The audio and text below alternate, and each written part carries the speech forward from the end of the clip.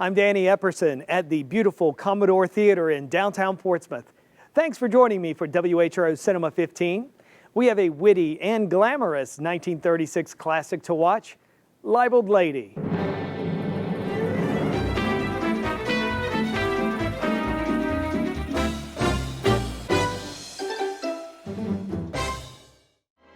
Libeled Lady stars Jean Harlow, Spencer Tracy, William Powell, and Myrna Loy. The story: a young socialite sues a newspaper for libel, and in a plot to get her to drop the case, the desperate editor hires a con man to seduce the heiress and trap her in a scandalous affair.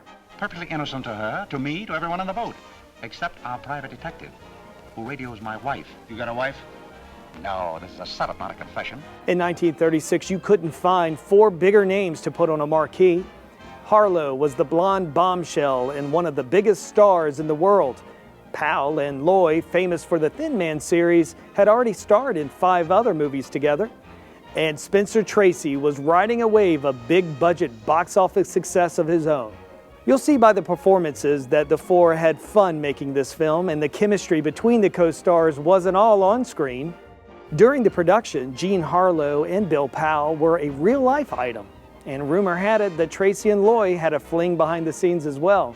I don't know about you, but for me, knowing all that drama and romance was going on backstage makes this comedy even more fun to watch. So right now, let's hit the lights and get ready for the laughs in Libeled Lady.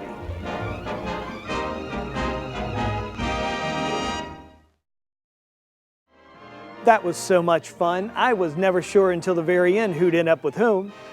Libeled Lady was released in the middle of the Great Depression, so it was a hit with audiences because it gave them a light-hearted escape from their troubles. Screwball comedies were hugely popular in the 1930s, but they also earned respect from critics. A New York Times reviewer called Libeled Lady thoroughly agreeable entertainment. The film also earned a Best Picture nomination, but lost to The Great Ziegfeld, which, funny enough, also starred Bill Powell and Myrna Loy. Sadly, Jean Harlow passed away the following year.